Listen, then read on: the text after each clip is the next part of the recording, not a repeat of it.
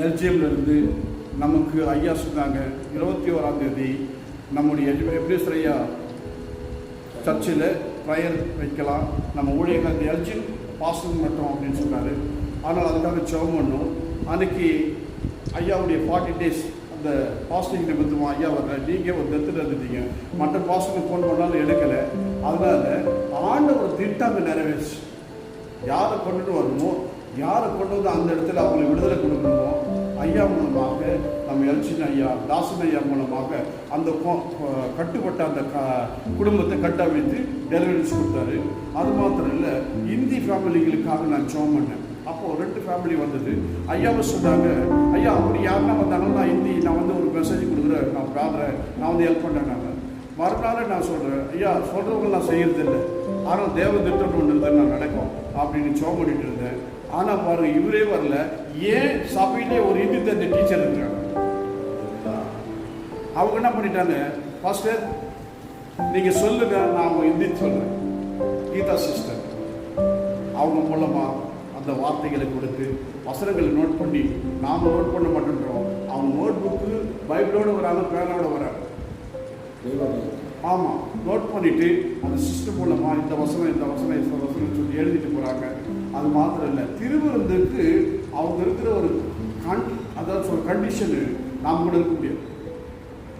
அன்னைக்கு சீக்கிரமாக வந்துடுறாங்க, சாட்சாங்கமாக விடுறாங்க. குப்பரட்சை விழுந்து அவங்க பரமேஸ்வரர் வேண்டாங்க பாருங்க. என்னுடைய அப்படியே நான் பிடிச்சிடுவேன். இப்படி ஒரு கிருபை நடந்த ஜனங்களாக இருக்காங்க. மேற்கொண்டு அதிக ஜனங்கள் வரணும்னு ஏன் ஆண்டவர் என்னை கேளும், ஜாதிகளை உங்களுக்கு சுதந்திரமாக, பூமியில் உங்களுக்கு சொந்தமாக கொடுப்பினார். அந்த வசனத்தை வச்சு தான் ஜெபிச்சுக்கிறேன். ஒரு தெலுங்கு குடும்பம் வந்துருச்சு. அந்த தெலுங்கு குடும்பத்தை எப்படி வந்ததுன்னா, அந்த தெலுங்கு குடும்பத்துக்கு அவர் பொம்பளை சமாசத்தில் சேர்ந்து அவங்களுக்கு மருந்து வச்சு உள்ள போட்டனால 90 நாள் அந்த குடும்பத்தில் அமைதியே கிடையாது, வேலைக்கும் போகல. 2 அம்மா குடும்பத்தில் சரி, மாமியார் குடும்பத்தில் ரொம்ப அமளி துமளிப்பாயிடுச்சு. எங்கள் மகனுடைய வீட்டுக்கு போயிட்டு வர ட்ரை பண்ணிட்டு போயிட்டு வரைக்கும் எனக்கு ஃபோன் வந்தது. ஃபோன் வந்த போது, ஐயா சொல்லுங்க என்ன ஐயா, எங்கள் வீட்டுக்கு கொஞ்சம் வந்து போகிறீங்களான்னாங்க. வரேன்னு சொல்லி நானும் என் ஒய்ஃப் போயிட்டு அன்றைக்கி சுப்பாதிக்க ஜெபம் பண்ணிட்டு வந்தோம். ஒரே வாரம் சொன்னேன், இப்படி பிரச்சனை தான், நீங்கள் ஆலயத்துக்கு வந்துருங்க, வரும்போது நீங்கள் உபவாசத்தோடு வாங்க அப்படின்னு சொன்னேன். ஆனால் இங்கே வந்து ஜெபிக்கும் போது ஆண்டவர் சொன்னார், இந்த மகனுக்கு நீங்கள் எண்ணெயை கொடுனார், எண்ணெய் கொடுனார். அது தேங்காய் எண்ணெய் கிடையாது, அந்த வேற ஒரு எண்ணெய். அது வேலூரில் தான் மருத்துவர்கள் தராங்க. அந்த வைத்தியத்தை எனக்கு ஒரு ஊழியக்கார மூலமாக கற்றுக்கொண்டேன். ஏன்னா ஃபஸ்ட்டு ஒருத்தருக்கு அது மாதிரி எண்ணெய் கொடுத்தா டெலிவரிஸ் ஆகிட்டார். இன்னைக்கு கார்நாடக வந்து பூர்வ நகர் லைட் இதில் நல்லா இருக்கா அவர் சொல்கிறார், இன்னைக்கு எங்கள் வீட்டுக்காரர் உயிரோடு இருக்குன்னா எப்படி அந்த எபினேஷன் நம்ம உங்கள் வீட்டுக்காரர் கொடுத்தாருன்னு. இப்போ செகண்ட் இவங்களுக்கும் நானும் என் மனைவியும் அந்த நாட்டு மருந்துகளில் போய் வாங்கிட்டு வந்து அதை செய்து அமாவாசைக்கு நிற்க வச்சு காலையில் 4 மணிக்கு அவருக்கு அதை கொடுத்தோம். அவருக்கு கொடுக்கும்போது என் மனைவியுடைய குடலெல்லாம் கீழே வர மாதிரி எஃபெக்ட் ஆயிடுச்சு. என் மனைவி ரொம்ப விரைவிடப்பட்டார். அவங்க சொன்னாங்க, நீ அவர் கொடுக்குற ஜெபம் பண்ணுற வல்லமே ஜெபம் பண்ணிருக்காங்க, என் குடலெல்லாம் வெளியே வர மாதிரி ஆயிடுச்சு அப்படின்னாங்க. ஆனாலும் சொன்னேன், இது எஃபெக்ட் பயங்கரமான அந்த பிள்ளைகளுக்கு சொல்லிட்டு அந்த 4 மணிக்கு மற்ற அதை சாப்பிட்ட உடனே அந்த ரசம் கொடுக்கும். அந்த ரசம் அடிக்கடிக்கு நடக்க வச்சு தூங்கக்கூடாது. ரசம்லாம் கொடுத்து அதை ஃபுல்லாக கம்ப்ளீட் ஆகிட்டு இன்றைக்கி ஆரோக்கியமாக வேலைக்கு போகிறாரு. அவங்க மறுவாரமே வந்து நான் 10 காசு கேட்கல, மறுவாரம் அந்த கிறிஸ்மஸ் ஃபங்க்ஷனில் இருந்து 5000 கொடுத்தேன். இன்னைக்கு தொடர்ந்து அந்த குடும்பம் சபைக்கு வருது.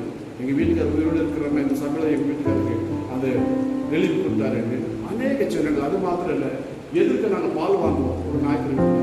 அவங்க சொன்னாங்க, அவங்க மாமனார் வந்து ஹாஸ்பிட்டலில் சேர்த்து மூக்கில் டீப்பில் வாயில் டீப்பு தூக்கிட்டு போயிடுமா முடிச்சு ஷாப்பிங் அனுப்பிச்சிட்டாங்க. நான் போகும்போது, ஐயா அது கொஞ்சம் ஜெபம் பண்ணுங்க என்ன. அவருக்கு படுத்த படுக்கையாக இருக்காரு, மூக்கில் வாயில் அவருக்கு தட்டி மாறி ஐயா அப்படின்னா அப்படின்னாரு. ஏசு தெரியுமா என்ன, ஏசு சேர்த்துக்கிறியா அப்போ நீ செய்த பாவத்தெல்லாம் இப்போ உனக்காக நான் ஜெபம் பண்ணிட்டு வந்துட்டேன். மறுநாள் எந்திரிச்சு டீப்பெல்லாம் எடுத்துட்டு இப்போ சேரை போட்டு நடு ரோட்டில் உட்காந்து 4 பேர்கள் பேசிட்டு இருந்தாரு. லேலியா சார் 1 மாசமா ஆரோக்கியமான மனுஷனாக கத்தரை எழுப்பினார். இப்போ அதனால தான் ஆண்டவர்கிட்ட நான் கேட்குறது, அந்த குடும்பத்தில் அவங்க பிள்ளைகள்லாம் சொல்கிறாங்க, இப்போ அரம்பாட்டாங்க போன வாரம் அந்த பொண்ணு சொல்லுங்க, ஐயா உங்களுக்காக தாங்க ஒரு மூட்டை நெல் தரோம். அப்படின்னு சொல்லியிருக்காங்க. மூட்டையில் அவிச்சு வச்சிருக்க அவிச்சு உங்களுக்கு நல்லா அரிசியாக கொடுத்துருன்னு சொல்லியிருக்காங்க. இது மாதிரி ஆண்டவர் அந்த இதில் வல்லமையை பயன்படுத்திட்டு இருக்கிறாரு. அதனால ஏன்னா இதுக்கெல்லாம் எல்சிகள் வந்து நம்ம வந்து படிக்கிறது மாத்திரம் இல்லை, அந்த செயல்முறையில் கொண்டு வரும்போது அந்த சத்தியத்தை ஆண்டவர் நம்ம விதைக்கும் போது சத்திய கிரியேஷன் அந்த சீசன்களை எப்படி ஆண்டவர் பயன்படுத்துகிறாரோ இந்த எல்ஜின் கிளாஸ் நம்மள ஒரு சீசனாக எடுத்து பயன்படுத்திட்டு இருக்கிறாரு. நிச்சயமா முடிவு உண்டு.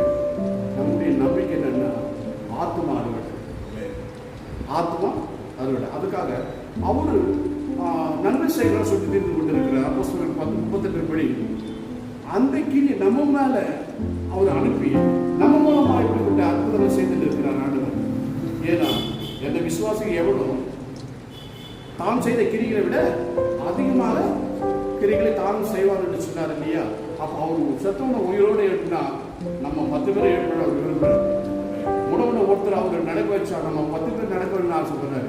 செவிடனை கேட்க வச்ச 10 பேர் செவிடு ஏன்னா என் மூலமா குருடனை பார்வையை செய்திருக்கிறாரு, செத்தவனை உயிரோடு எழுப்பியிருக்கிறாரு. இந்த அற்புதத்தை என் மூலமா செய்திருக்காரு. அது கர்த்தருக்கு சோதனைகளை ஏறெடுத்து கர்த்தரை நான் இதுவரைக்கும் என் ஆணைய மன